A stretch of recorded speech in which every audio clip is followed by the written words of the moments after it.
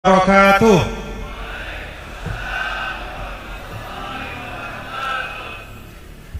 Alhamdulillah, alhamdulillah, hamdal hamidin, hamdal syakirin, hamdal zakirin, hamdal radin, hamdal mustaghfirin bil ashar, hamdal yuwafi ni'amahu wa yukafi'u mazidah. La ilaha illallah wahdahu la syarika lah, wa asyhadu anna sayyidana Muhammadan abduhu wa rasuluhu la nabiyya ba'da. Allahumma salli ala sayyidina maulana Muhammad wa ala alihi wa ashabihi wa man tabi'a hudahu ila yaumil qiyamah, amma ba'du. Yang sama-sama kita muliakan, yang tadi telah memberikan mau'izah hasanah, guru kita, orang tua kita, Habib kita, Al-Habib Maulana Lutfi bin Yahya. Semoga Allah subhanahu wa ta'ala memberi pemeliharaan kepada Habib Lutfi bin Yahya, diberi kesehatan dan keafiatan, dan sepanjang perjalanan beliau ini menjadi teladan bagi kita, bapak-bapak, ibu, saudara-saudara. Beliau itu usianya sudah tidak muda, tapi dari ujung pulau Jawa, ujung barat ke ujung timur, ujung selatan, ujung utara, ke Jakarta sudah tidak terhitung. Rata-rata jalan darat ratusan kilo. Itulah sirah atau itulah kebiasaan dari keturunan baginda Nabi besar Muhammad sallallahu alaihi wasallam, meneruskan perjuangan datuknya. Alhamdulillah. Beliau sekarang dalam perjalanan kembali ke Pekalongan, dan tidak lama beliau akan keliling terus meneruskan dakwah datuknya. Yang sama-sama kita muliakan Khadimul Ma'had, Muassis Riyadul Huda, Bapak Kiai Haji Zainal Mustafa atallahu umrah warzaqahu sihhatan wa afiyah. Semoga beliau dipanjangkan umur, bapak-bapak, ibu ya. Semoga beliau disehatkan, diafiatkan. Demikian pula al-usrah al-Mustafawiyah, yaitu keluarga besar dari Kiai Haji Zainal Mustafa. Semoga semua zuriyah-zuriyah beliau, termasuk Kiai Haji Acep sebagai salah seorang zuriyah beliau atau menantu beliau, sebagai pengampu, sebagai pembimbing di pondok pesantren ini, kita doakan juga mudah-mudahan disehatkan, diafiatkan. Bapak-bapak, ibu, para tamu undangan, para tokoh agama, tokoh masyarakat, ada pelaksana Bupati Bandung Barat dan seluruh pejabat pemerintah kabupaten yang semuanya saya hormati dan saya muliakan, termasuk para alim ulama alumni Al-Azhar, senior-senior saya, junior-junior saya.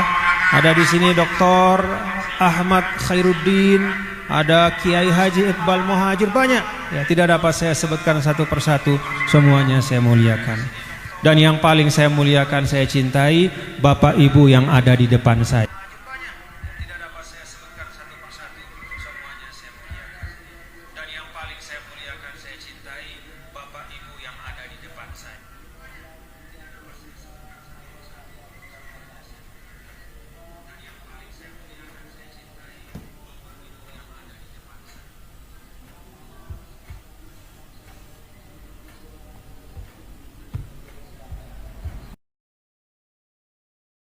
Iya, ini masjid. Pakai sholat 5 waktu enggak? Iya, ini buat sholat 5 waktu. Oh, berarti ini adalah tempat yang yasihul i'tikafu fihi. Nah, kalau dalam mazhab kita, ini berarti adalah masjid yang sah untuk kita pakai i'tikaf. Karena itu, kepada semua yang hadir di sini, mungkin ada yang lupa ya, ketika duduk tadi belum sempat membaca niat i'tikaf. Kita baca sama-sama ya. Saya awali lalu diikuti oleh kita semua. Bismillahirrahmanirrahim. Nawaitul i'tikaf fi hadzal masjid ma dumtu fihi lillahi ta'ala. Saya niat iktikaf di masjid ini selama saya ada di dalamnya karena Allah Ta'ala. Nah, bapak-bapak, kenapa saya ajak untuk pasang niat iktikaf? Ada salah satu keistimewaan dari umat Nabi besar Muhammad sallallahu alaihi wasallam. Sallallahu alaihi wa alihi wasallam. Min khasais al-ummatil Muhammadiyah. Apa itu? Dirumuskan oleh Imam Ghazali dalam ungkapan beliau, taksirul ujur bita'didin niyah. Kata Imam Ghazali, salah satu keistimewaan dari umat Nabi besar Muhammad sallallahu alaihi wasallam ini adalah melipat gandakan pahala dengan memperbanyak niat. Jadi amal kita satu, hadir di majelis ini satu amal kita, tapi kita perbanyak niat kita. Maka bapak-bapak ibu kemanapun ya, pasang niat sebanyak mungkin yang bisa kita niatkan, semuanya lillahi ta'ala. Jadi lillahi ta'ala itu payungnya karena Allah, tapi di bawah karena Allah itu kita pasang semua niat-niat yang baik, sehingga satu amal kita itu Allah Ta'ala akan lipat gandakan pahalanya. Maka untuk majelis ini, saya tadi datang dari Jakarta. Saya berangkat dari Jakarta itu niat saya pasang banyak-banyak. Pertama, niat saya adalah ijabatud dakwah. Kalau kata Rasul sallallahu alaihi wasallam, hak dari seorang mukmin atas mukmin yang lain itu ada 6. Walaupun tidak terbatas 6, banyak sekali, tapi Rasul kasih contoh ada 6. Salah satu di antaranya adalah idza da'aka fa'ajibhu. Hak orang beriman atas saudaranya, hak orang atasmu, orang beriman kepadamu, idza da'aka fa'ajibhu. Kalau engkau diundang dan ada keluangan untuk bisa datang, sehatnya ada, kesempatannya ada, waktunya ada, penuhi undangan itu. Itu niat saya yang pertama, melaksanakan pesan dari Nabi kita, Nabi besar Muhammad SAW. Saya pasang juga niat yang kedua. Apa niat saya yang kedua? Saya niat bersilaturahim kepada bapak-bapak dan ibu semua. Bersilaturahim itu salah satu pokok agama. Ngapain guru kita Habib Lutfi jauh-jauh datang dari Pekalongan kemari silaturahim kepada bapak ibu? Silah nyambung, rohim kasih sayang. Kalau nggak disambung, kasih sayang itu putus. Kalau nggak ada kasih sayang, nggak ada Islam. Karena dulu dikisahkan pada saat Ar-Rahim itu diciptakan oleh Allah Subhanahu wa Ta'ala, maka Ar-Rahim itu bergantung di arasy. Lalu kemudian Allah Subhanahu wa Ta'ala menyampaikan bahwa siapa saja yang menyambungmu, maka saya akan sambung. Dan siapa yang memutuskanmu, maka saya akan putus. Dengan silaturahim turun keberkahan dari Allah. Itu yang bikin Indonesia kuat. Karena banyaknya silaturahim di antara kita seperti ini. Jangan salah bapak-bapak dan ibu-ibu, saudara-saudara sekalian, yang membuat Indonesia ini kaya. Tadi kita simak guru kita Habib Lutfi, apa yang beliau sampaikan kita simak. Tidak hanya sekedar kita dengar, tapi kita masukkan ke dalam hati, kita fahami dalam diri kita bahwa kekuatan kita sebagai bangsa adalah karena silaturahim, jumpa satu sama lain. Maka niat saya yang kedua bersilaturahim. Yang ketiga, saya pasang niat hadir ke tempat ini tolabul ilm, yaitu menuntut ilmu.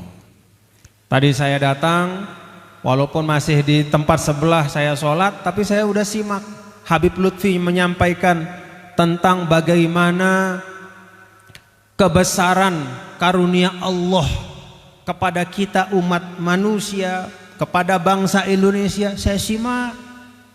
Alhamdulillah, itu ilmu. Udah 3 niatnya. Tambah lagi ketika saya sampai di sini, saya pasang niatul i'tikaf. Alhamdulillah. 1 amal 4 niatnya. Alhamdulillah. Itulah bapak-bapak ibu yang bisa menyebabkan kita enggak kalah dari umat-umat sebelum kita. Umat Nabi Muhammad itu umurnya pendek. Kalau kata Nabi, mu'tarakul manaya ma bainas sittin wa sab'in. Datangnya malaikat Israel itu, maut itu datang kepada umatku, kata Nabi SAW, itu antara 60 sampai 70 tahun. Kalau ada yang usianya lebih dari itu, udah alhamdulillah. Dibandingkan dengan umat-umat sebelum kita, jauh. Umat Nabi Nuh ratusan, bahkan ribuan tahun. Cerita-cerita di kitab tafsir tentang Nabi Adam alaihissalam dan keturunannya panjang-panjang umurnya. Tapi umat Nabi Muhammad ini walaupun umurnya pendek, dia diberikan keistimewaan. Salah satu keistimewaan yang membuat walaupun umurnya pendek tapi pahalanya banyak, pahalanya besar, mendapat kemuliaan, bahkan menjadi umat yang pertama kali dibangkitkan kelak dan pertama kali dimasukkan ke dalam surga dengan syafaat, dengan iringan Nabi Muhammad sallallahu alaihi wasallam. Salah satu yang menyebabkan umat Muhammad yang pendek umurnya ini mendapat kemuliaan adalah karena dalam satu amal yang baik itu Allah Ta'ala berikan kesempatan untuk memasang niat sebanyak-banyaknya, dan setiap niat itu ada pahalanya. Karena itu, ini yang pertama ingin saya sampaikan kepada Bapak Ibu, dalam hal apapun kita keluar nih pagi-pagi, ya, pagi-pagi kita dengar suara azan di masjid, kita jalan pergi ke masjid.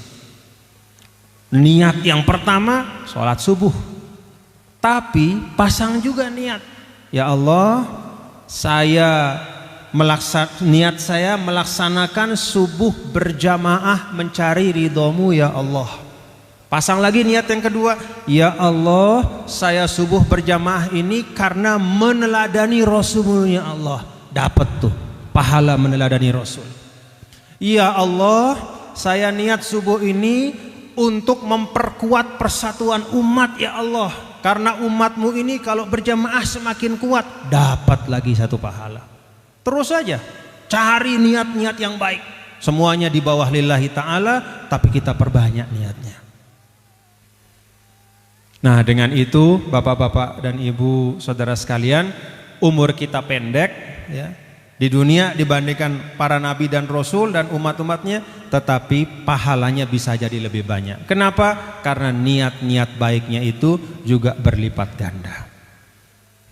Bapak ibu hadirin dan hadirat sekalian, alhamdulillah wa syukrulillah, pada ulang tahun yang ke-25 Riyadul Huda, saya di mobil tadi diceritakan oleh Kiai Iqbal Muhajir, ya, sahabat saya ini, tentang Riyadul Huda.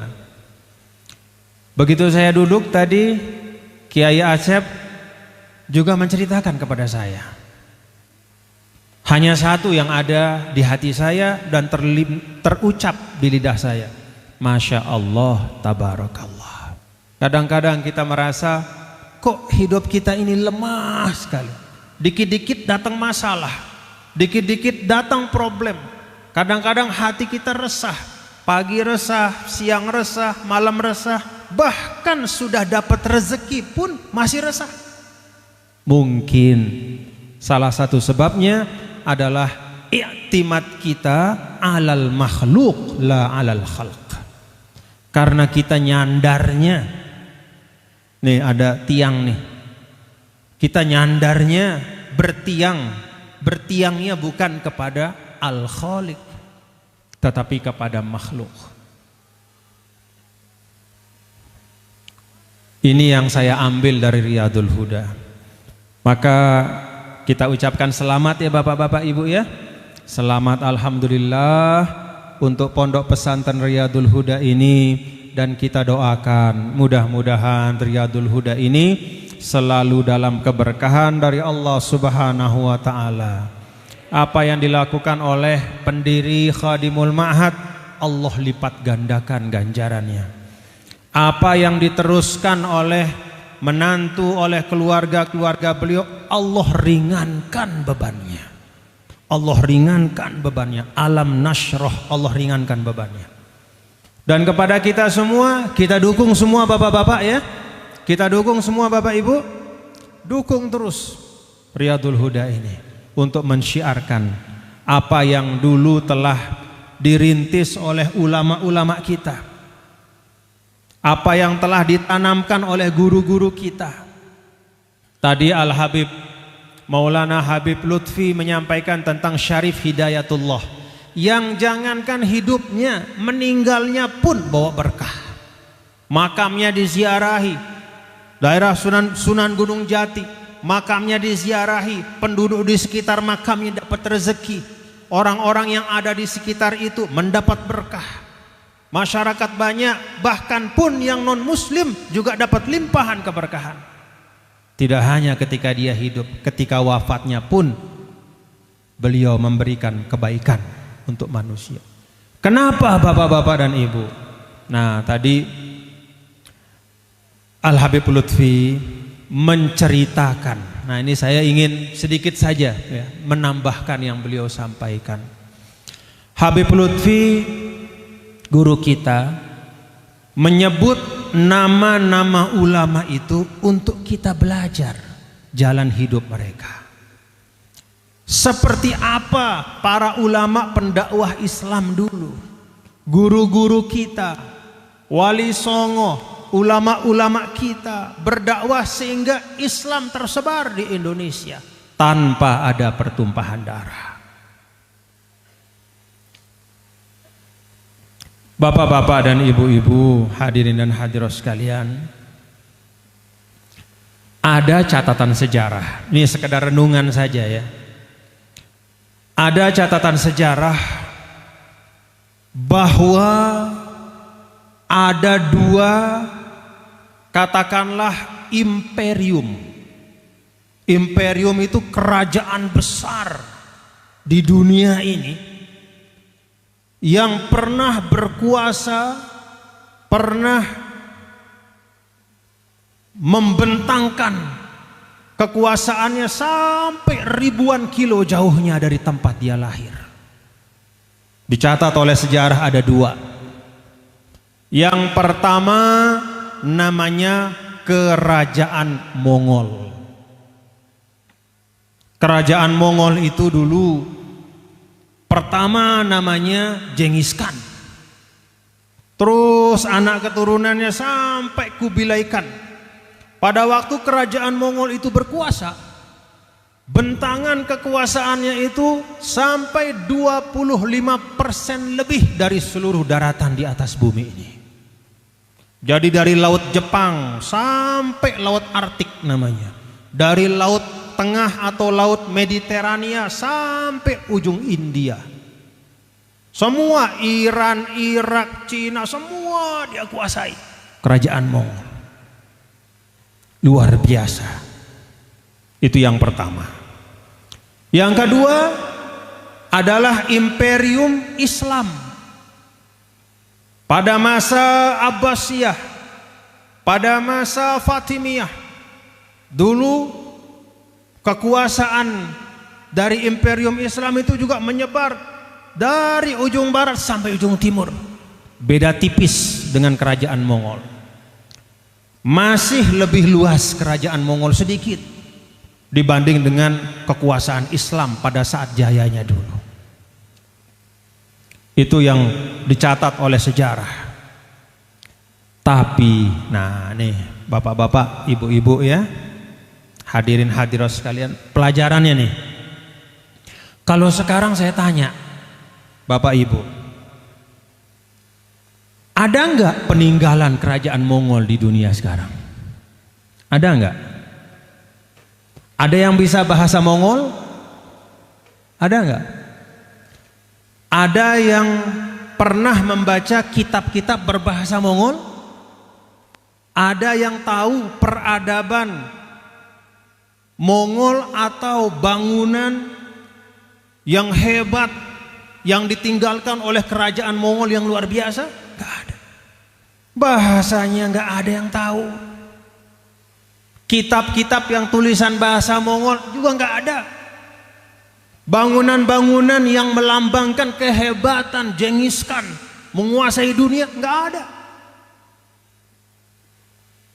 Beda dengan Islam. Ada yang bisa bahasa Arab? Ada yang bisa bahasa Arab?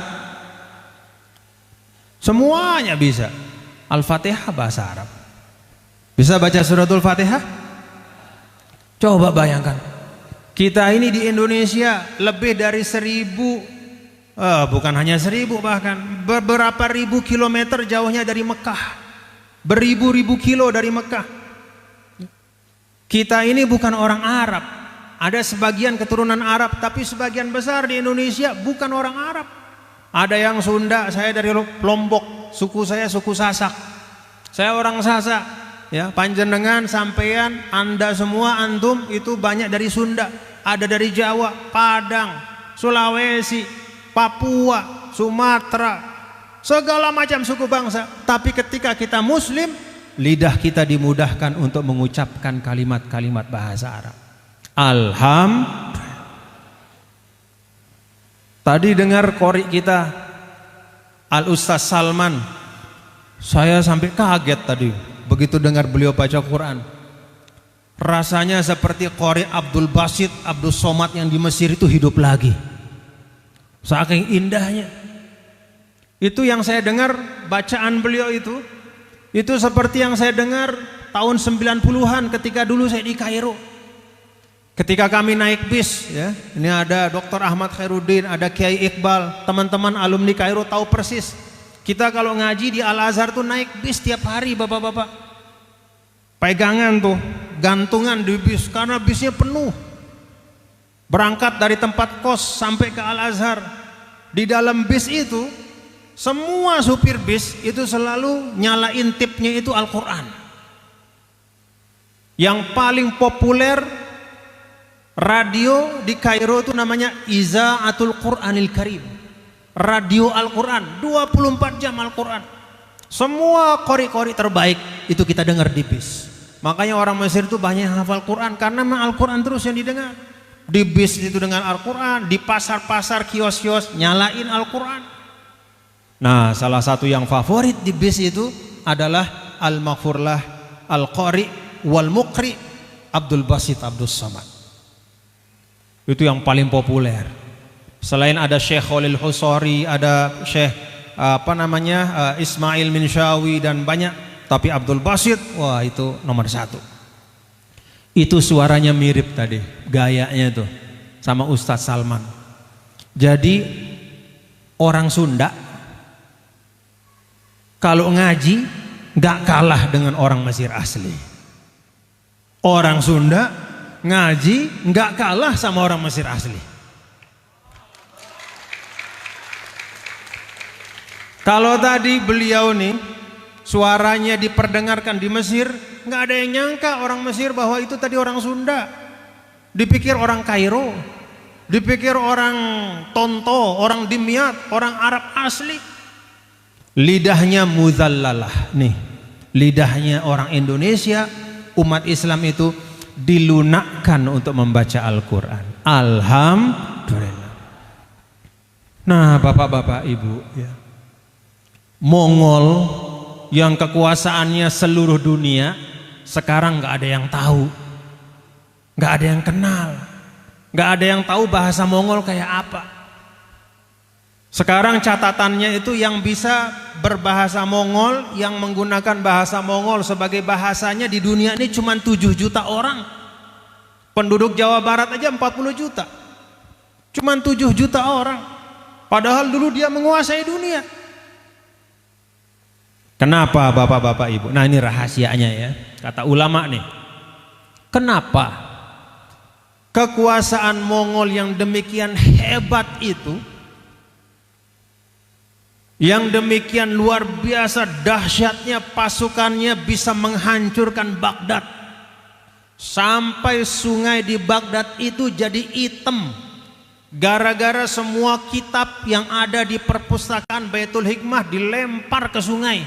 Tintanya luntur sampai air yang putih jernih menjadi hitam. Habis semua, dihancurin sama mereka. Ternyata kekuasaan Mongol yang hebat itu sekarang hanya menjadi catatan di buku sejarah saja. Tidak ada pengaruhnya bagi umat manusia. Beda dengan Islam, ketika dia menyebar sampai sekarang, nilai-nilainya, bahasa Arabnya dipakai, kitab sucinya dibaca, peradabannya bisa disaksikan, masjidnya kelihatan, di Makkah Madinah terlihat, di Kairo bisa kita saksikan, di Damaskus juga kita nikmati, bahkan di Jawa Barat ini masjid-masjid sangat indah. Ini hasil dari peradaban Islam. Kenapa itu bisa terjadi? Para ulama menyampaikan sebabnya adalah dulu Mongol itu menyebar semata-mata karena kekerasan dan kekuatan. Jadi Mongol itu menyebar karena senjata, militernya, tentaranya, serbu sana, serbu sini, kalahkan ini, kalahkan itu, kuasai ini, kuasai itu. Nggak lama, punya senjata tapi nggak punya nilai. Dia punya kekuatan tapi tidak punya kearifan. Gak ada ajaran mulia yang dia bawa. Cuman bawa senjata doang. Ya udah. Begitu senjatanya hilang, begitu tenaganya lemah, hancur Mongol itu.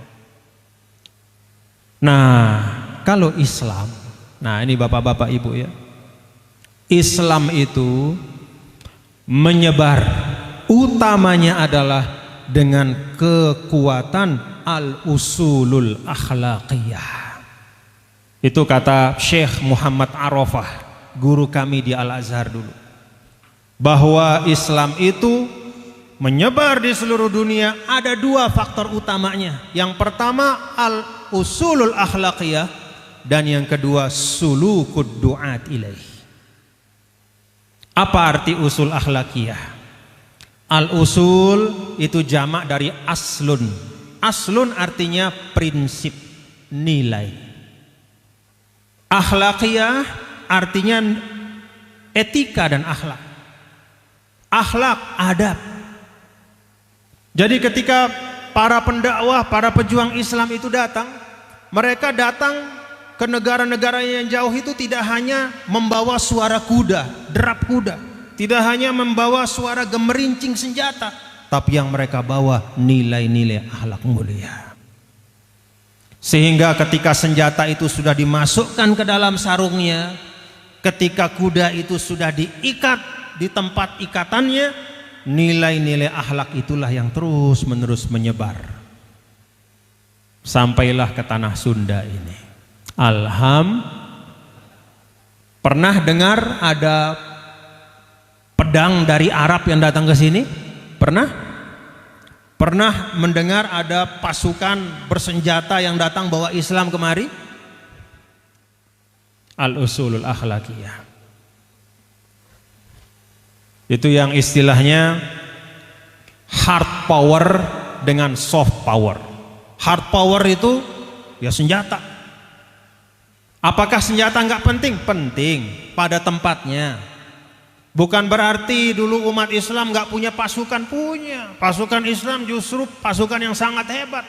Tetapi itu hanya mendukung saja, tidak menjadi pokok. Yang paling utama al-usulul akhlaqiyah. Karena itu kalau kita lihat di dalam Al-Quran, bapak-bapak, ibu-ibu, ayat-ayat tentang perang itu hanya sedikit dibandingkan dengan ayat-ayat yang berbicara tentang akhlak-akhlak yang mulia. Itulah yang dibawa oleh Syarif Hidayatullah, Sunan Gunung Jati, Wali Songo. Mereka tidak bawa pedang, mereka tidak bawa pasukan, tapi mereka membawa akhlak yang mulia.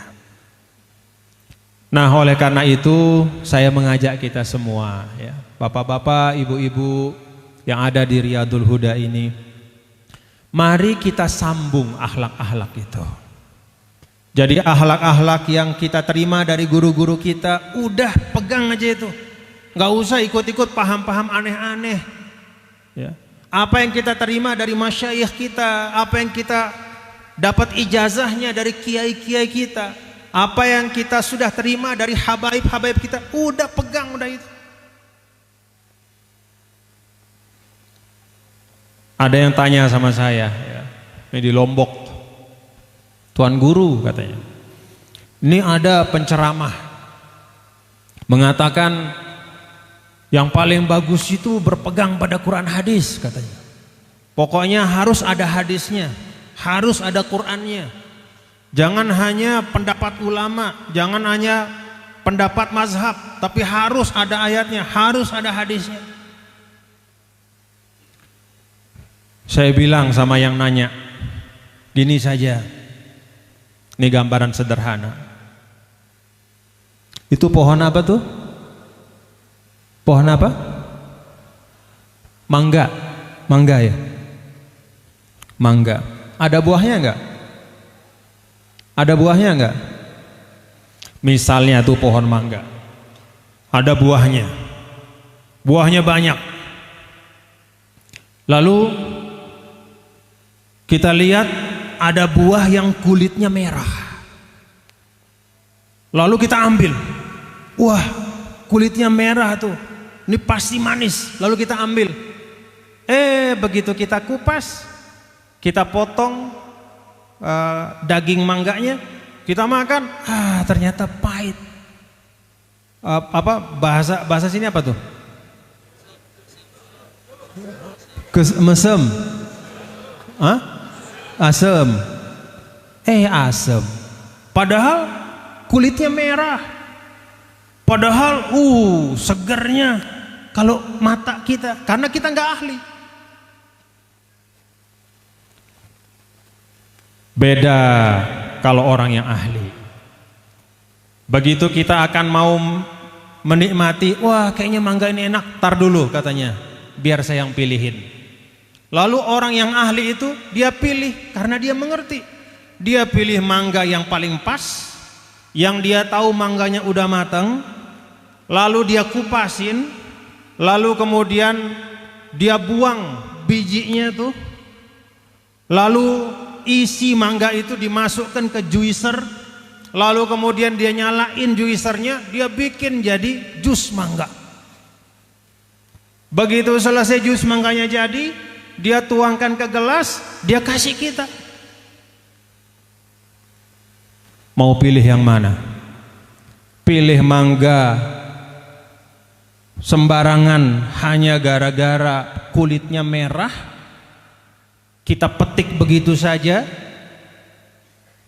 walaupun kita nggak ahli, resikonya kita dapat mangga yang asam, atau kita biarkan yang ahli milihin kita, dia ambil yang paling bagus, dia kupas dengan cara yang terbaik, lalu dia masukkan semuanya ke dalam satu juicer, lalu dia nyalain, hasilnya satu gelas jus mangga yang pasti manis. Orang yang tidak mengerti tapi mengambil langsung dari hadis dan ayat, itu seperti orang yang melihat buah mangga dari jauh. Tapi ketika ulama kita menyampaikan pengajaran kepada kita, murid-muridku, yang ini ajaran agama seperti ini halal, dalam mazhab Syafi'i itu seperti ini, itu seperti seorang yang menyajikan hasil yang terbaik. Udah nggak perlu repot-repot kita milih, udah dipilihin yang paling baik, dikupasin, dijusin, disiapin gelasnya, tinggal kita minum saja. Itulah ibarat dari ulama mengajarkan kita. Syukur apa enggak Bapak Ibu? Syukur apa enggak?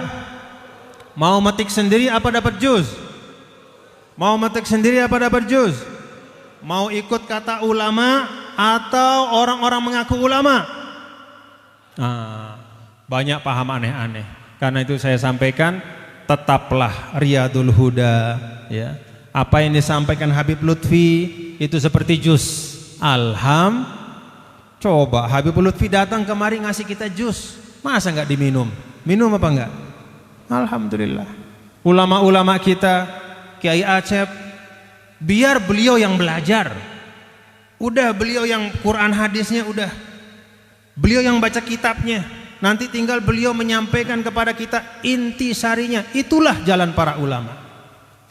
Itulah yang kita warisi, ulama ahlus sunnah wal jamaah.